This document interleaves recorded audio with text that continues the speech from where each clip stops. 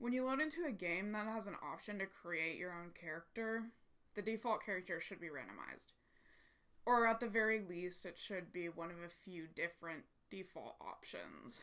In Fallout 4, the first option you get is this dude called Nate. He's white, he's got brown hair, he's conventionally attractive. You can also change your sex and play as Nora, his wife, who could be his sister, honestly. Basically here, you have a few different preset characters to choose from of varying ethnicity, but the point of the matter is that the default dude is white. It's expected of you to play a white dude. Now, this character creator allows you to make anything, and I mean anything. This is great, but Bethesda is making a pretty glaring assumption about their player base here. White men. In an article called The Privilege of Immersion, Racial and Ethnic Experiences, Perceptions, and Beliefs in Digital Gaming, Cale Passmore, Max Burke, and Reagan Mandrick discuss the fact that, well, I mean, it's in the title, immersion in games is a privilege. According to this article, rates of main and secondary characters of color in games released by AAA studios are as low as 1% for Hispanic and Latinx and 0% for Native American main characters. Now, the character creator in Fallout 4 gives you the option of creating your own representation, but that doesn't really change the fact that the default character is white. I'd argue that most games with a character creator start out with a white avatar.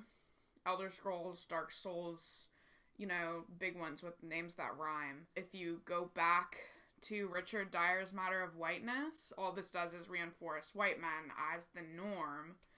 Anything else is something else. If a non-white person wants to see themselves represented by their player character, they have to go through the steps of customizing it in the first place. White players have the privilege of being able to breeze through character creation, since their skin color is already the default. In her book, Ready Player 2, Women, Gamers, and Design Identity, Shira Chess discusses avatars in games that are basically the opposite of Fallout 4. Little featureless people that you get in a lot of mobile games or something like Among Us. She calls avatars like these flat in the sense that they lack visual depth. A lot of the time they don't even have faces. They're just like little cutesy dudes. This makes them pretty easy to project on, but it really doesn't do much in the way of actual representation. A lot of the time, they're even still identifiably white. What I'd suggest for a solution like this is to have a handful of presets that you can scroll through, but when you load into the game, the preset that's chosen is randomly selected. So Fallout 4 has 15 preset faces. You have about a 6 or 7% chance of ending up with any of the 15 faces.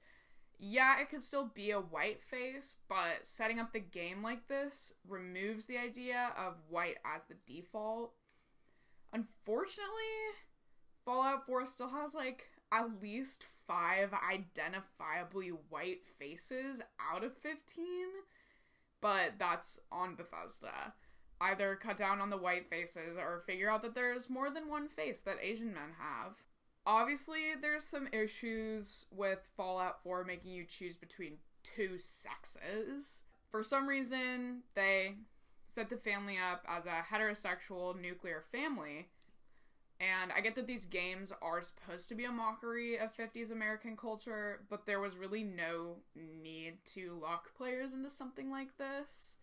But for a game like Skyrim or Dark Souls, where there's only one character and you switch genders by clicking a button rather than changing places with your wife to let her look in the mirror, I feel like there's a pretty easy fix for this. Sims 4 does this actually really well.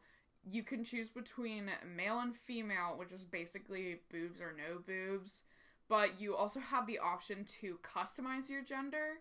You can change the frame of the character's body, type of clothing they like to wear, whether or not they can get other Sims pregnant, and whether or not they can pee standing up. Additionally, the character that you get when you load in is randomly generated, like I suggested before. When I had just loaded up the game right now, my randomly generated default character was an East Asian girl, and when I hit the randomize button a few times, none of them were white. EA got something right for once, for the first time since 4. In conclusion, all games with a character creator should just be more like Sims 4. No more default white men. Please. I'm begging you. It's really not that hard.